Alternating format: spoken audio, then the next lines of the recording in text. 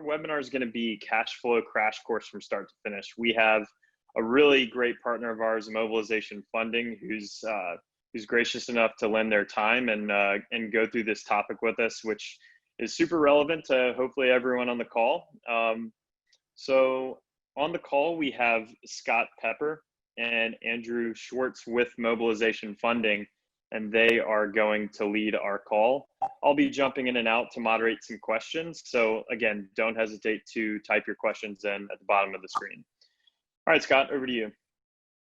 Michael, thank you very much. And Justin, thank you as well, especially to Levelset. You guys are a great partner of ours. We've really enjoyed working with you guys, and doing these types of things and these type of webinars are right in our wheelhouse of what we'd like to accomplish. With me today, I have one of our colleagues and my teammate here at Mobilization Funding, Andrew Schwartz. He is in charge of all of our underwriting. He's our senior underwriting manager. He really looks at each and every deal and works with the team to put through each of these cash flows on a project. So he's got a special knowledge from financing many, many different types of projects, not only here at Mobilization Funding, but also many transactions in his investment banking days. So he's going to be great to help walk through some of the cash flows with us and some of the items. But Andrew, do you want to say hello? Hi, everybody. We like to make these presentations very interactive, as Michael had said. So if you do have questions or you want us to stop, we can go through this very interactive manner. So let's take this casual. If there's a question, please raise your hand, hit the chat button, ask away. If it's relevant to the spot we're in, or if it's something we've already passed, I have no problem addressing it with you guys, or we'll make sure it does get addressed at some point throughout, okay? So we'll get started quick. Today's agenda, when we looked at the cash flow, what we really want to do is just talk about the differences between two very common words that we think are interchanged, but they mean a lot of things different. And we hear that from our clients and others, and that's margin versus markup. And we'll touch on that a little bit and what that really means to your project, its cash flow, and also ultimately your profitability. We also want to look at how accurately you're estimating your costs and the impact they have to a cash flow project. So you can create a bid that's going to be perfect for you, or at least the bid that you intend or think you're submitting. And then lastly, how you can properly map that out on a week-by-week basis, at least starting from the beginning of the job and moving your way to the end, knowing that things are going to change, but at least you can have something to start with in mind, and then the information that gives you and the ability of what decisions you can make off of that. So that's what we're going to run through now. So we'll start here. So why should you even have a project cash flow? What's the benefit of it? Well, first and foremost, establishing the costs of your project is key in order to estimate what you should bid, and then ultimately to see what your profitability is. I mean, I know we all leave our houses and we all leave to go to work. We leave to make money. If you're not making money, the process of leaving and having the business is not worth starting in the first place. So getting it on paper and seeing what you intend to do and what you intend to mark it up as, and making sure that you can actually have a plan to execute making that much money, that's what the cash flow is key for. Also determining where in the project to use the cash that you do have. So, you know, everyone knows in construction, you start off putting a lot of money out and it takes a while for that money to come back. You know, working for 30 days, putting an invoice in at the end of the month, and then waiting 30 days. That's a typical scenario. Well, that's 60 days that you could be spending cash going out the door without any money coming back in the door. And so starting in that position till you can get yourself to what we call a positive cash flow, meaning the amount of money you've put into the job is equal to the amount of money you're taking out of the job. And now you have enough to move from the next month to month without having to come up with either a loan or supplement the actual project with funds in your business already. That's what we're going to look at here. And then proactively looking at the cash flow, it does something very, very powerful. And this is the piece that we see most of our clients find the best benefit from. Knowing what you're going to drive at throughout the steps in each week to week or month to month, and knowing how to solve for that problem by seeing it on the cash flow early. So if you know in week 6, for example, based on your schedule and what your going to estimated billing is going to be, you see that you're going to have a cash flow shortage, and it's because you have a supplier payment that's due, or you need to put a deposit down for materials that you haven't ordered yet, or equipment's going to land on the job.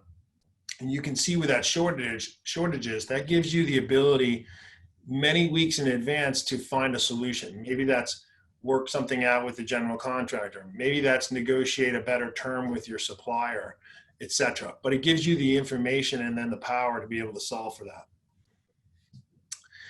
So let's talk a little bit about markup and margin, and making sure in your bid, you're including what we see a lot of times as a miss is the overhead allocation.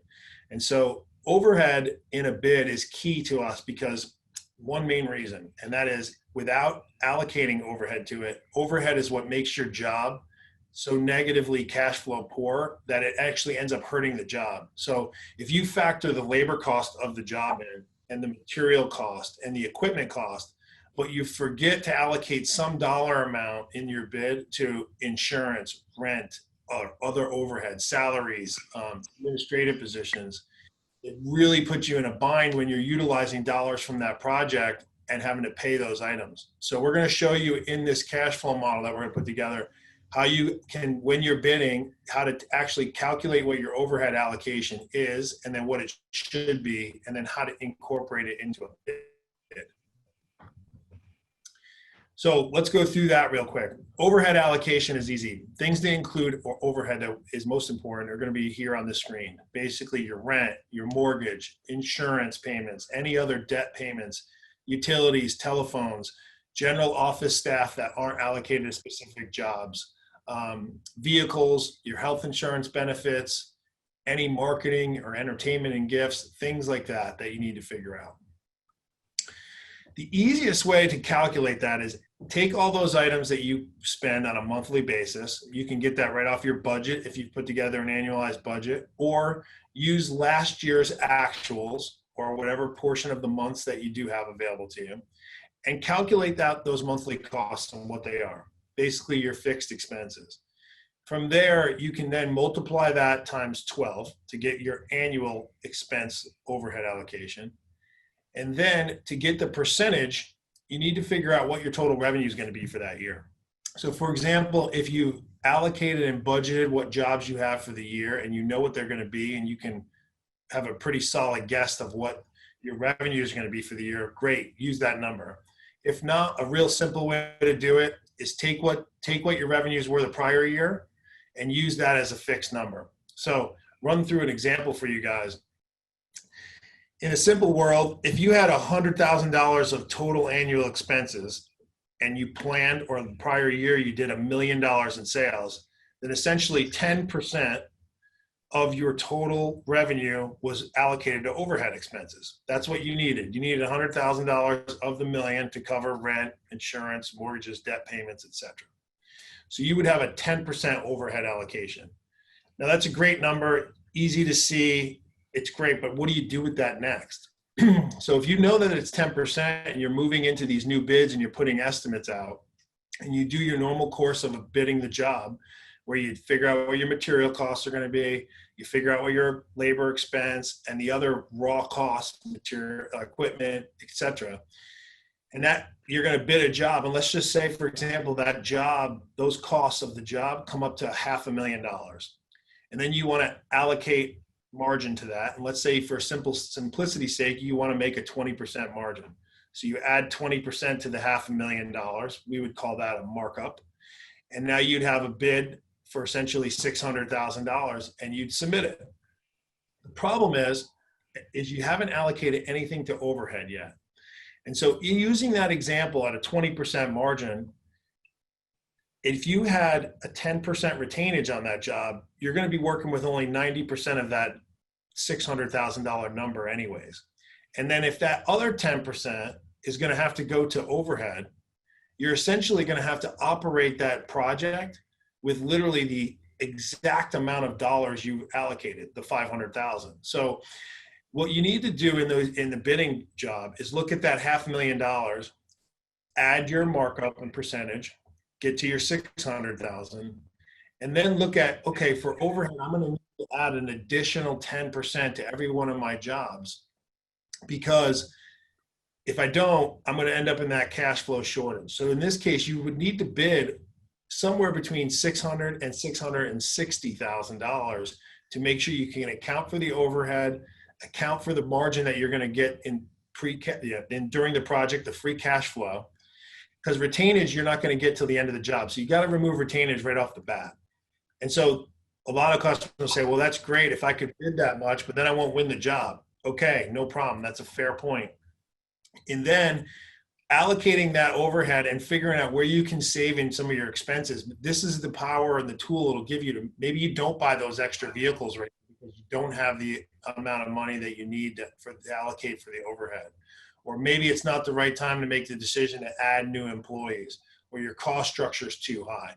Those are the types of power and tools that you'll be able to use in decisions off of that. So looking here, if you know how much the work's going to cost and how much you're going to make, and whether or not you have enough cash to complete the project, you can then build your schedule and the schedule values of how you're going to build the job, invoice the job, to fit and accommodate where those cash flow shortages are going to be. So I hope that makes sense in the big picture. And we're going to walk through this cash flow tracker now with you a little bit, just kind of give you an idea of how you can see the job cash flow throughout the steps. So if you look at what your margin's going to be and you think about how much money you want to make off of that, the key now is using this cash flow tracker is going to help guide you into that project and utilize the dollars you do have available already in your business that you can allocate to that job. Or if there's a shortage of dollars, what other dollars can you find in the project, or from a loan, or from a funding source, or can you borrow from yourself and put into the business? Somehow you'll know exactly what those dollars are you're going to need and when. So here's a sheet that we utilize. We created this sheet with our customers in order to be able to determine all of the items that we just talked about before. Because if a customer is coming to us and they want to understand from us, hey, I need to borrow X amount of dollars to execute the work on this project, we want to know exactly how much they need and where in the project they need it, so that we can help them to do two things. One, make sure we can give them the amount they actually need. And number two, help show them exactly the most efficient way to borrow the money from us and pay us back the quickest, so that they can maintain the margin and the dollars that they want to make on the project. And then also, when you do have the cash you need, when you need it, can you gain any efficiencies? Can you save money on the job? Meaning, if you could start the job earlier with more people that help you get ahead of schedule, that's great. Let's do that. Maybe you can shrink a couple weeks of payroll off of what you budgeted in the job. You could also get a couple percentage points off your material costs if you're able to pay up front, as opposed to taking a net 30 or net 45 terms. Exactly. So I'm going to have Andrew walk through the basics of this sheet. This cash flow sheet is just an example. You may have budgeted sheets. There's certainly software that you can build out your bids with, or your project cash flow. But this is one that we've used to help with customers of ours. And it seems to give you, at a very high level, enough detail to make the big picture decisions. And I'll let Andrew walk through with you and show you how it works. Now, we are going to give you guys this actual cash flow model and the instruction guide when you get finished with this. So you don't have to worry about taking notes or snapping pictures. You're going to actually get the actual Excel file you'll be able to download with instructions on how to use it. So Andrew will walk through it with you now. Hey guys, so this is the tool we use with every one of our clients. So many of them have come back to us and told us, thank you so much. I've never looked at my projects like this. And it really gives you a top-down view of what your expenses are on a weekly basis, when things need to be paid, as well as seeing your projections for when your funds from the prime are going to come in. So we've broken this down into 4 sections. I always start with your costs. Each line item, and this can be crafted specifically to the things in your trade. These are the things you're going to have. You're going to have your employees, your direct labor on the job. Maybe you're subcontracting out part of it. So we've got a line item for that. Your materials, our equipment rentals if needed, bond premiums, as well as a miscellaneous line item.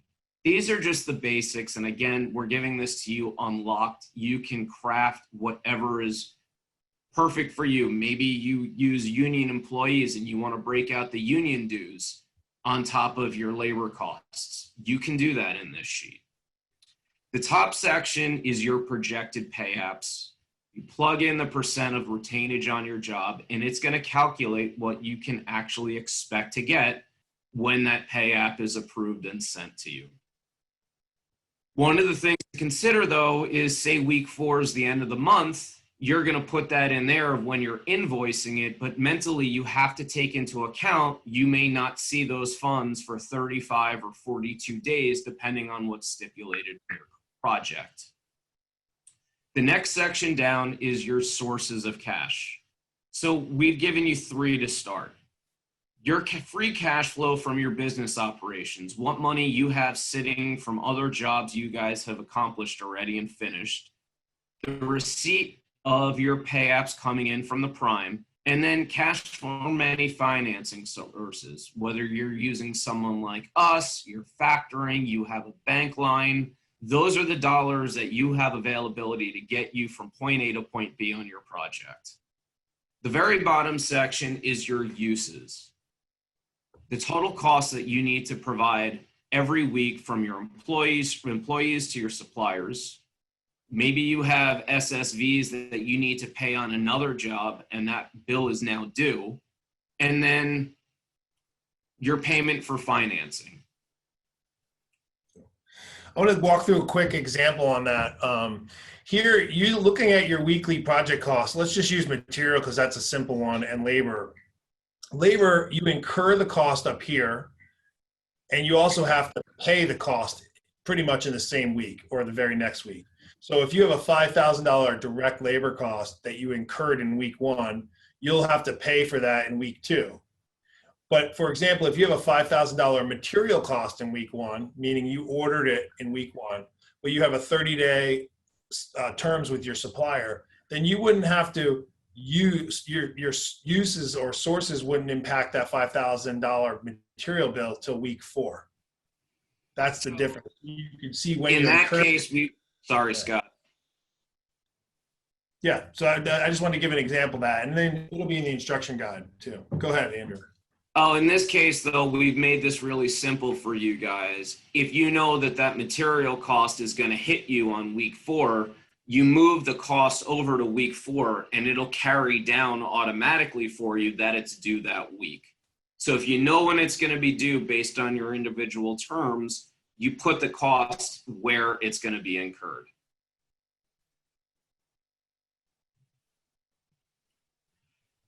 Okay. So this is just a gross snapshot of it. We've kind of touched on these individual points a little bit, but now we'll go through them section by section. You know, we look at everything on a weekend basis, so a Friday basis. Maybe you start your week on Monday. You know, that's why we've numbered the weeks just 1 through as many as you need for your specific job. You're going to submit your pay app. Maybe you have net 30 with the prime. Probably be conservative. If it's late or whatnot, move the expected date a week or 2 past the contract terms. That way you can get a really realistic view of the timing of your cash flow coming in. It's something we do just to worst case scenario, how does that impact things? And you should look at it for yourself also, especially as it relates to you're going to be using some of those funds for your overhead as well. You really got to know when your cash is available for you to use it. So on your weekly costs, you know, maybe you're paying payroll every other week. So in week 2, you would put 2 weeks worth of labor. Subcontract could be paid when paid. You don't have to put that fee down until your pay app comes in. But again, this is all subject to your individual needs and your terms with the guys you're doing business with. The key point, and we've got this question before, so we'll address it here, is everyone says, why do you guys not count retainers? Why do you get rid of that when building the cash flow model? And the answer for us is simple as what we're worried about with this cash flow template is when can the job cash flow itself?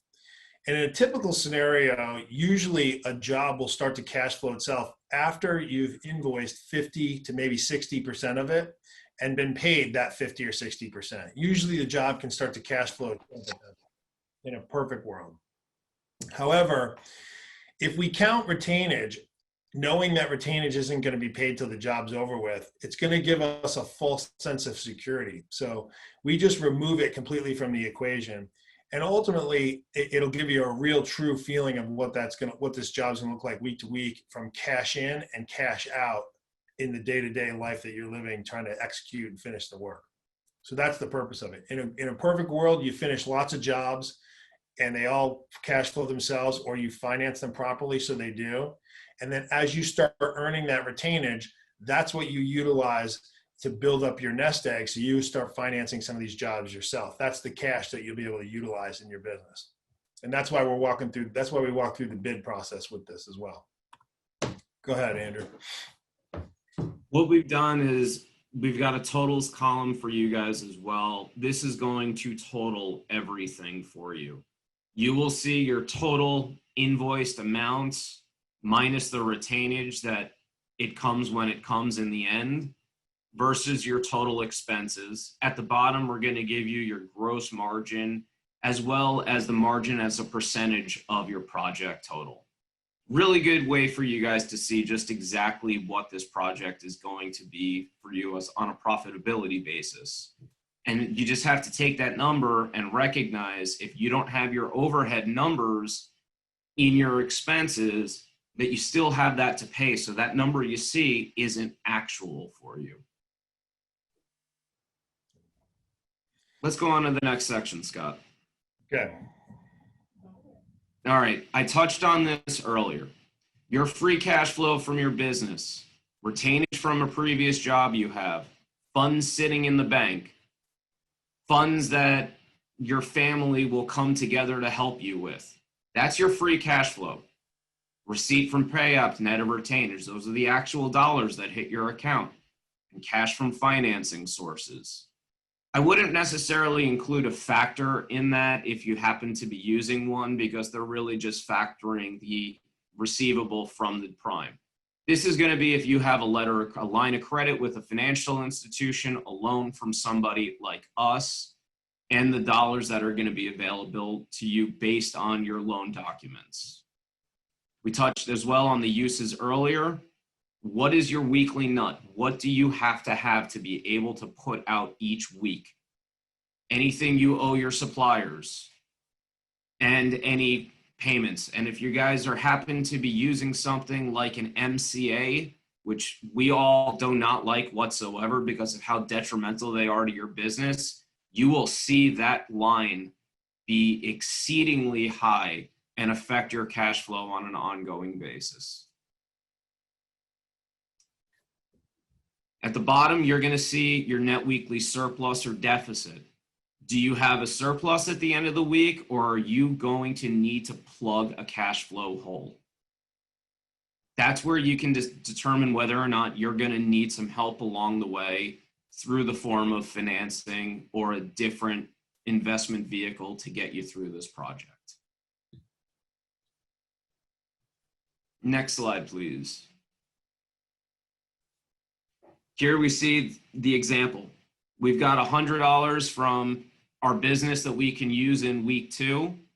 However, at the end of that week, we owe $200. This week we have $100 surplus. What's that from? It's either our payroll was more than we had, or more than we had that week, or we owed a supplier. So you have the opportunity when you see these holes to do one of two things. One, you can talk to your suppliers about extending terms for at least for this particular project, or you have to find the cash flow via a loan of some kind, or negotiations with the prime as the payment terms on your contract. That's why this tool is so beneficial to you guys to accurately understand what your project is going to cost on a weekly basis. Let me go next one. Please. Okay.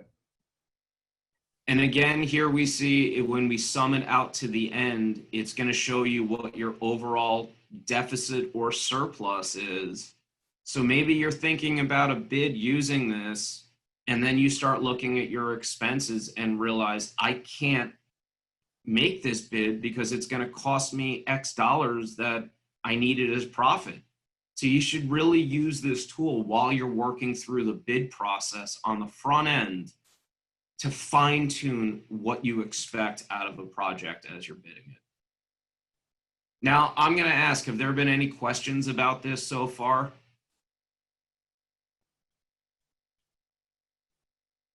Looks like we don't have any questions so far. I'll jump in if any new ones come up. The main interest is people want to make sure that they have this tool. So it's great that you guys are going to be sharing this along. We'll be sharing the recorded audio as well, so people can go back and dig into this if they need to. Perfect. One couple points I wanted to make on this that I think are relevant, they come up a lot, is like you're thinking about this tool is good and the information is great, but how can you do it? And Andrew brought up a great point. We just had a customer, literally it happened to be an electrical contractor. They built out the cash flow with us, and we've done many different projects with them. But this particular project was going to be a little tougher. It happened to be a school, and the school district, county actually happened to pay a little slower than normal.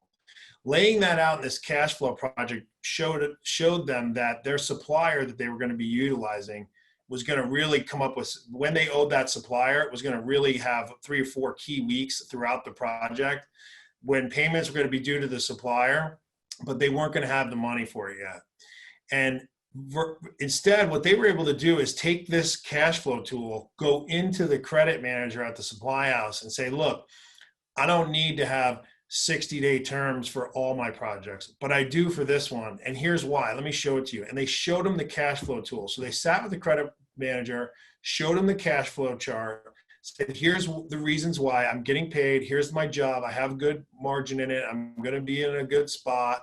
But because of the way the county or the school district is going to be paying me, it just is going to make, it's just going to jam us up here on our credit terms. So I just need you to give me an extra 30, an extra 15 to 30 days here on this job so that I can go ahead and when these monies come in and pay you.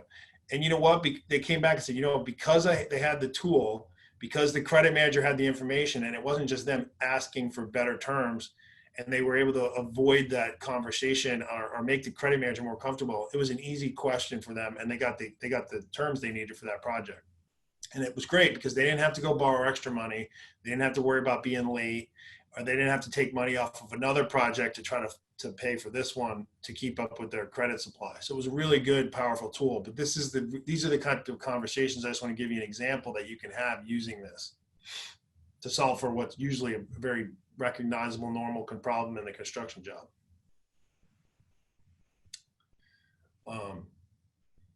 Andrew, is there anything else you want to touch on that last slide? No, and it's a great tool, and we rely on it, as Scott mentioned. This is something we have our clients fill out each time they make a request to us based on a specific project.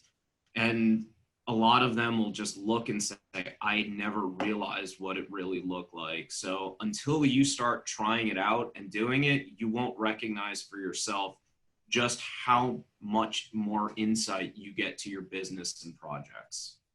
So I hope everyone who's watching opts to use this. And if you have any questions or comments, please feel free to call us directly on them and we'll walk you through them. Yeah. One of the things I wanted to add to this too, and I put on this slide here, is, proactively solving problems that you're going to have is huge. If you can come up with solutions for things in your own business that you're going to have this issue or problem arise and you can solve for it so it doesn't become a crisis, it's just going to give you so many hours and days back in your week. Your employees will be happier, your supervisors, you, and most importantly, your customers. I mean, you want to work on a job, you want to perform it, you want to do it in an efficient, good way for you and profitable, but your customer also wants you to do that as well. And that natural tension that goes between a general contractor and a subcontractor or directly to the prime and prime to GC or versus any combination of that, it's easily solvable with good information. And think about how well you can separate yourself if you're going to those general contractors or your customers in advance, say, hey, look, this is going to be a problem this week, but this is how I'm solving it. And I need your help to do that. I'm going to need you for this pay app to figure out a way to help give me X, and here's why. And having those conversations in advance is going to give the general contractor the confidence to know that you're thinking things through and that you're making sure their schedule you can keep up with. And it's going to separate you from your competition. And when you do have those conversations and then actually follow through and execute and do the great work, they're going to be so much more apt to go to you for the next project and the next job, giving you that information you need in advance so that you can win that bid. Those are the things that we're trying to help you guys with now, and that we've seen our customers be able to do with this kind of information at their disposal. And I think, Michael, that's it on here. Big practice wise, I want to try to get to some questions for everybody. Hopefully there are some. But creating, plans for growth, how to figure out these projects. We can touch on, any topics that can utilize these cash flows and how they can benefit small picture, just the one project, or big picture, how each one of these little cash flows can then turn into what is a big cash flow for the business, and how you layer the projects in so you can really see where you want to get to and what's the right dollar size. Do you want to be a $2 or $3 million company? Stay a $1 million company, or do you want to grow to 10 or 12 million? And what is that going to take to do that? That's what these little cash flows for each project can build onto what is really one big cash flow for your business. Yeah, well, Scott, Andrew, first, thanks for putting this together. We've gotten a lot of praise in the Q&A section or the chat section, so it was definitely valuable for the attendees. We can take some more questions and answers, but why don't we skip to the last slide? I think it has your contact information, so that way if anyone on the call has any follow-up questions, you can reach Scott, Andrew, or myself. More specifically to this topic, Scott and Andrew are going to be your go-to sources for that, but I can also direct you guys to them. But if anyone has any additional questions, then go ahead and type those in the chat box or the Q&A section. While you guys are doing that, I would add too, if you have found this to be very valuable, one, I appreciate it. We try to put as much of this information via our website, but also on our YouTube channel. You can go to the YouTube channel, Mobilization Funding is what it's called. And there's tons of little short clip videos on there, other longer clip videos that give you guidance on cash flows, bidding, margin versus markup, other information on different types of financing. You can find a lot there. It's all free. It's a great tool to utilize to find some information to kind of just educate yourself on your own without having to talk to people you don't want to talk to or whatnot. Please utilize that. And if you like it, if you subscribe, you'll find out anytime we're posting new stuff on there, which is pretty much almost every week or every other week at a minimum.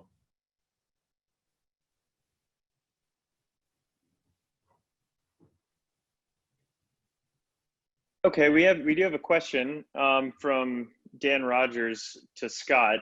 Can you share how this tool may or may not work for industries outside of construction, like trucking or manufacturing? Yeah, absolutely. It works. It's the same cash flow model we use when we do finance manufacturing businesses or trucking. Essentially, your costs are going to be exactly the same. And if you look at the sources and uses section and also what you're going to invoice, obviously in a manufacturing setting, you most likely will not have retainage. So you would just leave that blank as a zero. But in a manufacturing setting, it's really the uses, your sources of cash are going to be the same. You either have financing, your own receivables, or money in the business.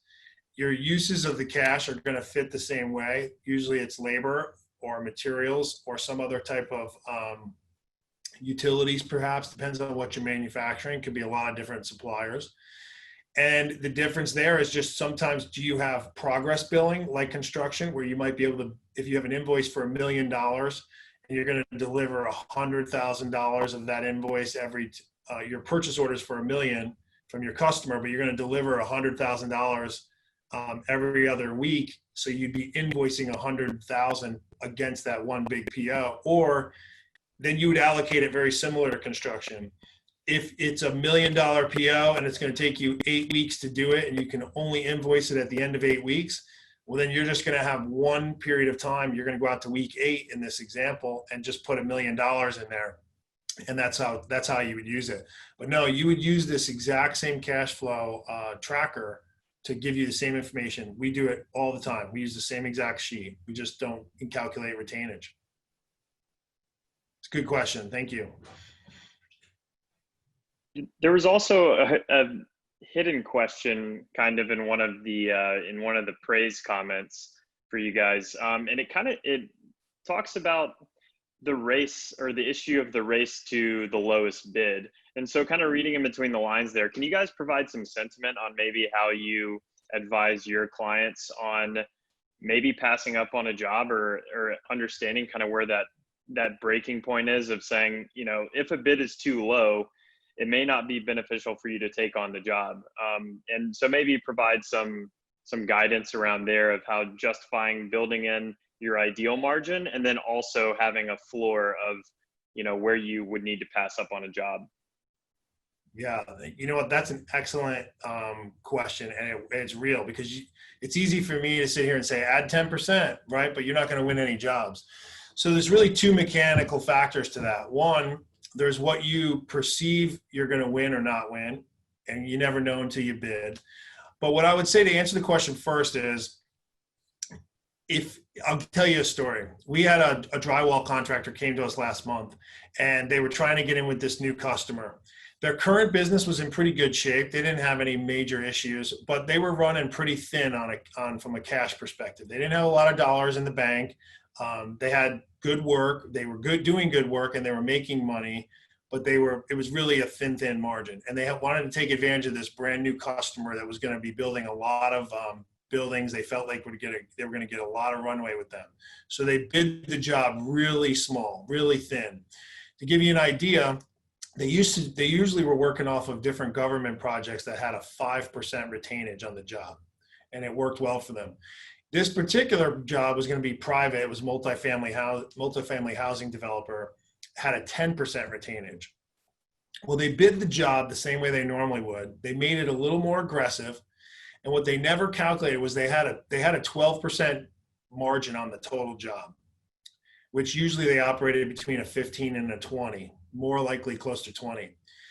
Well, with that 12% margin on the job, after retainage, they were operating off of a 2% margin on that entire project, which means they have no room for error. We call it like underwriting to perfection. They've engineered what was going to be an 18-week project to complete perfection, where they only had a 2% variance to even make a mistake or not. That's something as simple as customer takes an extra week to pay every single month, or if the customer didn't pay, or God forbid there was a problem on the job and they had to incur any extra cost, they only had 2% of the whole job to factor that in. Otherwise, that job was going to be what we would call cash flow negative. And if a job goes cash flow negative, we all know you pretty much can kiss your retainage goodbye, because if a job gets cash flow negative too soon, too early, the likelihood of finishing it without problems is going to be really hard. And if the GC has to step in, or you have to hire additional work or subcontractors or any extra cost, it's going to eat into what otherwise was going to be your profit that's being held in that retainage. So we advise our customers of first the information in that example, and then let them know, look, this might not be the right time for you to be able to go do this type of project. It might not be the right time to bid for this customer. Or if you do and you must do it, you're going to need to save costs. You're going to have to, can you do this job any more efficiently? Can you get on it and finish it sooner? Can you get rid of some of the debt payments you may be burdening right now? Can you borrow dollars from yourself to put into the business to reduce the impact of the cash that you need? Those are all good choices and good decisions to make that investment in that project to gain that future customer, but you got to do it with the right information, and you have to know what you're getting yourself into. In that particular case, this customer actually did not do the job, because it would have really buried them based on where they were, and they didn't have the ability or other dollars they could have put in themselves into the business to help finance that. So those are the types of things I would encourage folks to look at. And be really careful when you do get in those jobs that if you go to a financing source, you find the right one that won't hurt your cash flow. For example, the reason Andrew brought up merchant cash advances, daily debit loans, weekly debits, and the reason why we talk so strongly that they're not good for many businesses, but especially construction, is because in the nature of a construction job, you do the work up front, you get paid monthly, you have retainage. Absorbing the financing costs of a merchant cash advance is bad enough in one setting, meaning it's just very costly. But what's more damaging is the fact that you might get that bolus of money up front, but now having that hit your account on a daily basis ultimately just really streamlines your problem anyway. You have a short-term fix maybe that week to make the payroll or buy material, but all that happens over the next few weeks is your cash flow gets deteriorated even faster because you have to pay it back every day. Versus if they didn't make you pay it for 12 months, it's a different story. You don't have enough time to gain any profit in order to pay back that debt. So I hope that answers the question, but yeah, you have to be very strategic with who you're going to bid for. Maybe your overhead's just too expensive. A lot of people have a lot of businesses carry, ourselves included. We did this for many years early on. We had too many people. It felt great to have this many people, but we needed to do more with less. And I mean, we probably had 30% more people than we needed in our business. We kept, we're all guilty of this. We kept the wrong people around too long. People that we thought were a good fit weren't, that we had to get rid of. If anything, what we learned in COVID, we learned very quickly that you got to do more with less. And we had some downsizing and we had people stay and come and go, but we're actually doing more with less people now than we did prior to the coronavirus hitting. So you got to really look at internally and assess what your cost structure is, which is why it's so important to do that overhead allocation. I hope that answers it. Sorry, I was a little long-winded, but I wanted to give that's a great topic, and we hear about it all the time. Yeah, that's great. That's really helpful context. I often think, sometimes saying no to one job can open up, you'd rather take maybe a smaller job with a healthier profit margin that's more sustainable than trying to step into a really large job. I know we can all get attracted by the huge dollar signs of a big bid, but if it doesn't make sense from a percentage standpoint, you're better off not taking on that job. So it's a really good reminder to us all to take into account more than just the size of the bid. Yeah. It's no different in our business. We love making loans. I mean, we want to go take every loan in and we want to say yes, we really do. But if we do a loan and it doesn't work for our customer, which inherently means it's not going to work for us either, then no one wins. So that feels much worse than not doing the loan at all. Absolutely. Well, it looks like we went through all the questions. Scott, Andrew, really appreciate the time and thoroughness and putting this together. To all the participants, thanks for joining. If you have any questions, you have their contact information here with mine as well. We'll send a recording of the webinar to you guys, and then we'll make sure that you guys have a copy of this Excel document that the guys at Mobilization Funding put together. So we'll be in touch with everyone that participated. And again, thanks for your time, and hope you have a great rest of your day.